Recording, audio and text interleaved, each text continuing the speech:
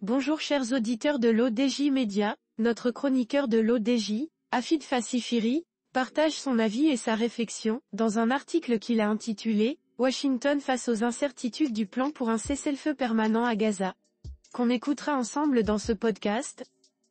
Notre journaliste entame sa présentation du sujet en disant « Les États-Unis disent examiner la réponse du Hamas au plan de trêve à Gaza, a annoncé la Maison-Blanche. Le Hamas et le djihad islamique se disant prêts à conclure un accord de trêve, à condition d'un arrêt total de l'agression à Gaza. Incertitude autour du plan américain?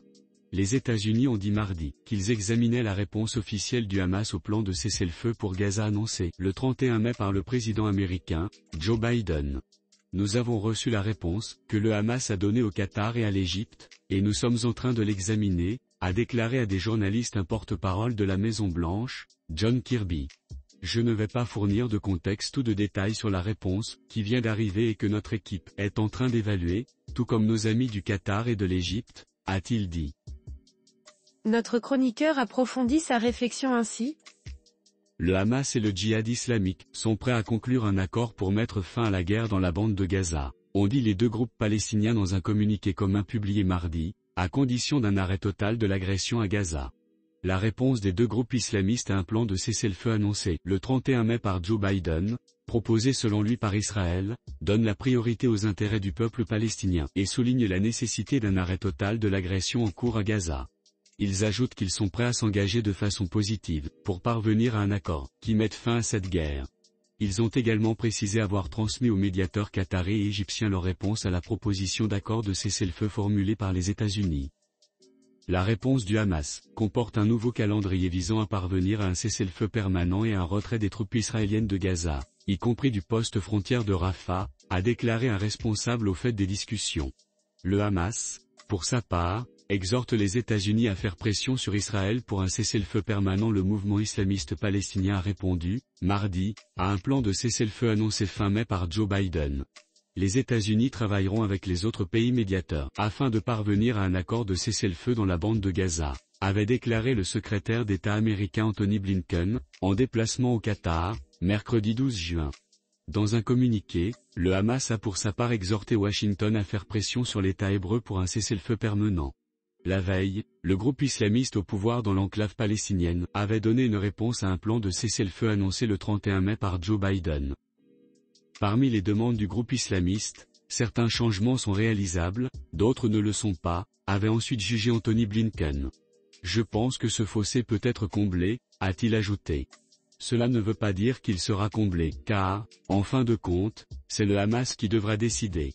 Le Hamas et le djihad islamique se disent prêts à conclure un accord, à condition d'un arrêt total de l'agression à Gaza. Antony Blinken avait assuré mardi que le Premier ministre israélien, Benjamin Netanyahou, lui avait réaffirmé son engagement pour un cessez-le-feu dans la bande de Gaza. Le secrétaire d'État américain a également vu un signe encourageant dans la réaction du Hamas, qui a dit accueillir favorablement la résolution du Conseil de sécurité de l'ONU adoptée lundi soutenant ce plan de cessez-le-feu dans le territoire palestinien. Les deux groupes islamistes ont annoncé avoir donné aux médiateurs qataris et égyptiens leur réponse au plan de cessez-le-feu formulé le 31 mai. Le secrétaire d'État américain Antony Blinken a déclaré que les États-Unis présenteraient dans les semaines à venir des propositions pour l'après-guerre dans la bande de Gaza. Washington proposera des idées concrètes sur la manière de gérer la gouvernance, la sécurité et la reconstruction à Gaza, a-t-il précisé lors d'une visite au Qatar. Par ailleurs, la Jordanie organisait mardi une conférence internationale visant à récolter des fonds pour l'aide humanitaire destinée aux Palestiniens de la bande de Gaza. Cette conférence est organisée conjointement par les Nations Unies, la Jordanie et l'Égypte. L'auteur termine son article en ces termes. Les dirigeants du G7 se retrouveront de jeudi à samedi en Italie dans un contexte de forte tension internationale avec les guerres en Ukraine et à Gaza. Ce sommet réunit les chefs d'État ou de gouvernement de l'Allemagne, du Canada, des États-Unis, de la France, de l'Italie, du Japon et du Royaume-Uni.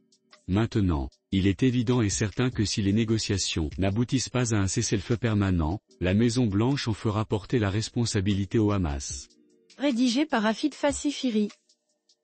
Merci d'avoir écouté ce podcast de l'ODJ Média. N'hésitez surtout pas à nous suivre sur nos réseaux sociaux, Instagram, Facebook, TikTok, LinkedIn et Twitter. Alors, On se dit au prochain podcast de nos chroniqueurs de l'ODJ, et à très bientôt,